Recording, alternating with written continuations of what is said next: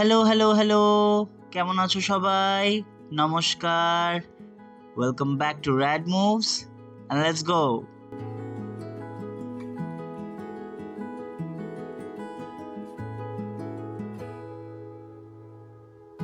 পয়লা জানুয়ারি ২০২৫।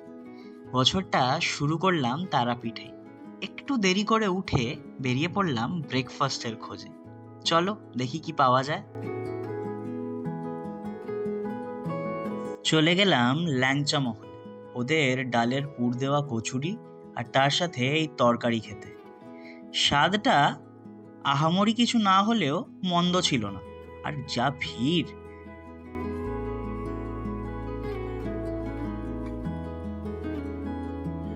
তারপর এই কাকার থেকে দুটো ডাব কিনলাম। ডাবের জলটা অতটাও মিষ্টি ছিল না, ওই আর কি মোটামুটি। তারপর আনানো হয়েছিল তারাপীঠের পুজোর ভোগ।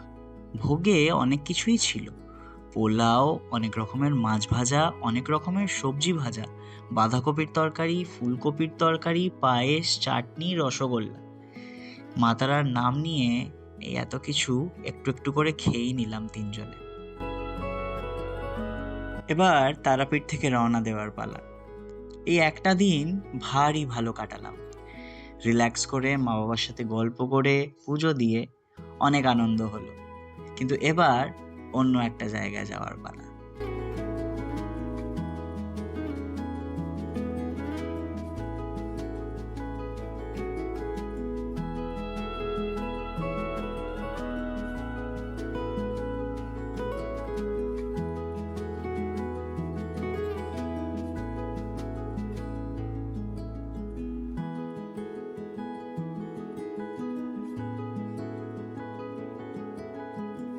চলে গেলাম তারাপীঠের পাশেই একটি গ্রামে।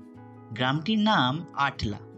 এই আটলা গ্রামেই 1837 সালের 22শে ফেব্রুয়ারি জন্ম নিয়েছিলেন বামচরণ চট্টোপাধ্যায়।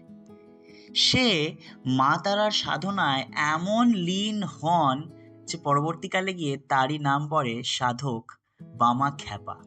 হ্যাঁ, চলে গেলাম বামা খ্যাপার বাড়ি দেখতে।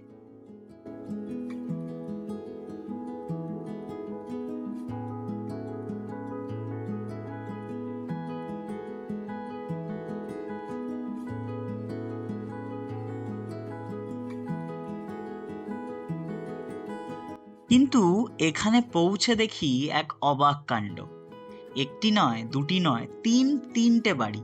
আর তিনটের বাইরেই লেখা আছে এটা হলো সাধক বামাখ্যাপার আসল নিজের বাড়ি। আর কেউ বলছে এইটা আসল, তো কেউ বলছে ওইটা আসল।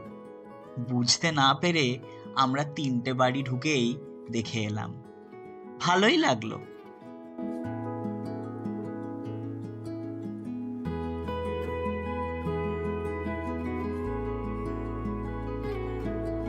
চলো, বামদেবের বাড়ি, বামদেবের মন্দির সবই দেখা হলো। এবার আমাদের নেক্সট স্টপ হচ্ছে রামপুরহাট জাংশন। হ্যাঁ, ওখান থেকেই তো ধরবো আমাদের পরের ট্রেন। কিন্তু যাওয়ার পথে এই সর্ষে ক্ষেত দেখে আমার বাবা বলল, দাঁড়াও দাঁড়াও, কয়েকটা ছবি তুলি এখানে। আর কি, আমরাও দাঁড়িয়ে পড়লাম ছবি তোলার জন্য। এই হলো সর্ষে ক্ষেত, আর ওই দেখো আমার সিমরানের ছবি তুলে দিচ্ছে আমার রাজ। I've played my part and I've held my place in what is known as the human race. A race which I have not lost, yet I have not won, for it's merely preparation for my final walk towards the setting sun.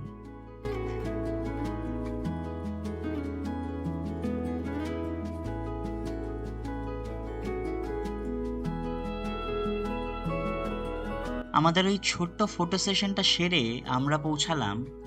আরে, এ কি, London চলে এলাম নাকি?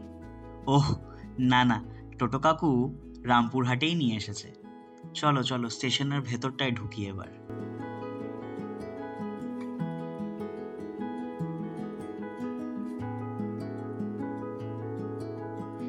আমাদের train আসতে এখনো প্রায় অনেকটাই দেরি, তাই স্টেশনের বাইরেই একটা চায়ের দোকান থেকে চা খেতে খেতে আর আকাশের দিকে তাকিয়েই পাখিগুলোকে দেখছিলাম।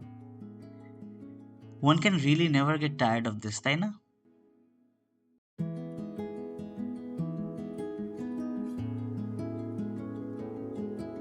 সত্যি আলো থেকে আঁধার হয়ে গেল।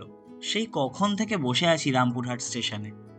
না না, ট্রেন তেমন দেরি করেনি, আমরাই একটু তাড়াতাড়ি এসে পড়েছিলাম কিনা। যাকগে, এসে গেছে আমাদের 22310 ভাগলপুর হাওড়া বন্দে ভারত এক্সপ্রেস। হ্যাঁ, যেটাতে করে এসেছিলাম তারই ডাউনটা। যাকগে, চলো এবার ট্রেনে উঠি।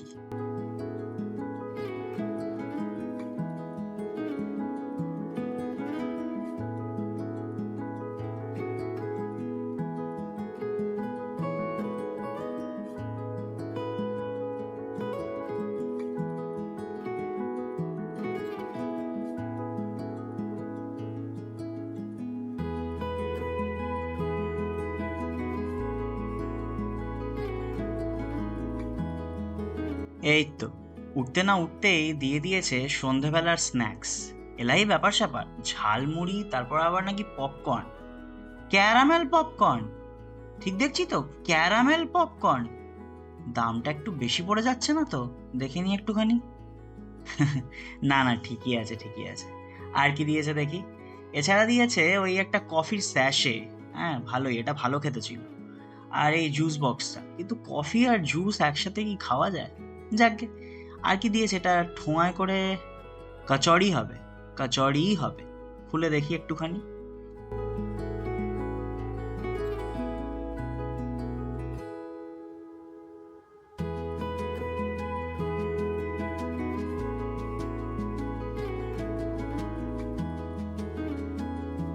এই খাস্তা কচুরিটার ভেতরে পুর মন্দ ছিল না কিন্তু।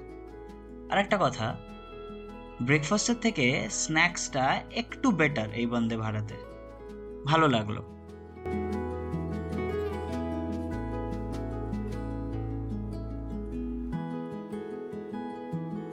বন্দে ভারতের মতন একটা ট্রেনের ওয়াশরুম পরিষ্কার হওয়ারই কথা, আর সেরমটাই ছিল। প্রত্যেকটা আউটলেট দিয়ে জল ভালোই পড়ছিল, আর বেসিনটা একদম পরিষ্কার ছিল। আর মিররটাও খারাপ না, সুন্দর বেশ।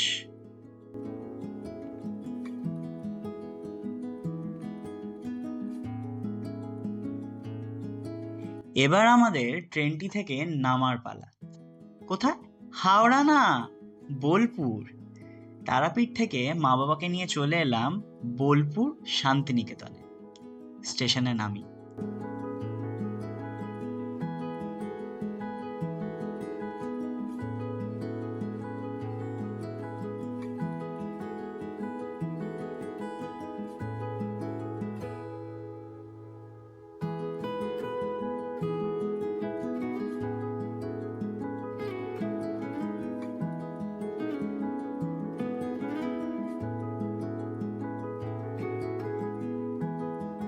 রেলওয়ে স্টেশন থেকেই শিল্পের এক অদ্ভুত ছোঁয়া এই জায়গাটাতে। কি সুন্দর!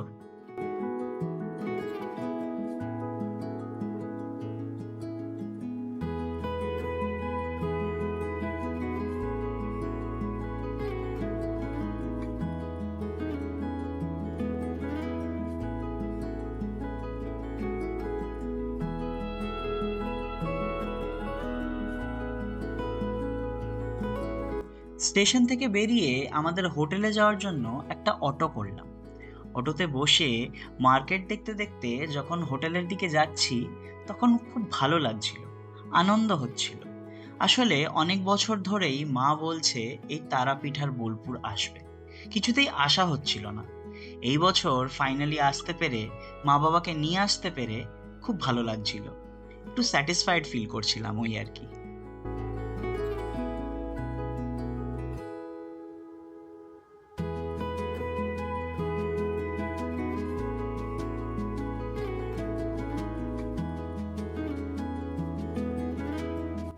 পৌঁছে গেলাম আমরা আমাদের হোটেল, কাসাহারা হোমস্টে।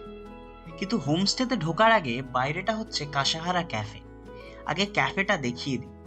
1 জানুয়ারির রাত্রিবেলা কি ভালোই না লাগছিল। যেরম করে জলজল করছে, ঠিক সেরমই ভিড়। পাশেই বিশ্বভারতী ইউনিভার্সিটি, তো স্টুডেন্টসদের ভিড় প্রচুর।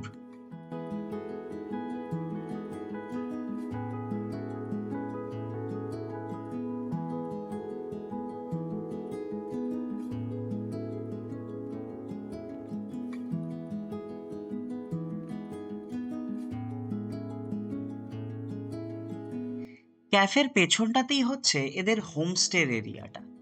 গাছপালা ভালোই লাগানো আছে, আর সব থেকে সুন্দর হচ্ছে এদের লাইটিং। ক্যাফে হোক বা হোমস্টের এরিয়া, প্রচুর লাইট, হরেক রকমের লাইট। যাকে ভেতরে গিয়ে দেখি আমাদের রুমটা কিরকম দিয়েছে। রুম ফর 3 বুক করেছিলাম বলে মনে হয় এরম একটা অ্যারেঞ্জমেন্ট। আমাদের যে ঘরটা দিয়েছিল সেটা খুব বড় ছিল, কিন্তু ওই ঘরটার ভেতরে একটা ডাবল বেড, তার পাশে আবার একটা সিঙ্গেল বেড। পুরো ঘরটা যেন বিছানাময় হয়ে গেছিল। তাই আলমারিটা বাইরে একটু অড ভাবে ফিট করা ছিল। ব্যাস, এছাড়া বাথরুম পরিষ্কার, বাইরে একটা বেসিনও ছিল। ওভারঅল ভালো, মোটামুটি, খারাপ না।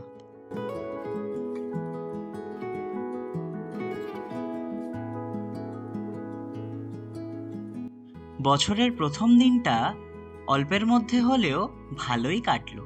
তারাপীঠের ভোগ, বন্দে ভারতে বসে ক্যারামেল পপকর্ন, তারপর বোলপুরে এসে চিকেন পকোড়া আর চা। আর কি চাই? ঠিক আছে, আজ তাহলে ব্লগটা এখানেই শেষ করি। তোমরা সবাই সাবধানে থেকো, সুস্থ থেকো। দেখা হচ্ছে খুব তাড়াতাড়ি।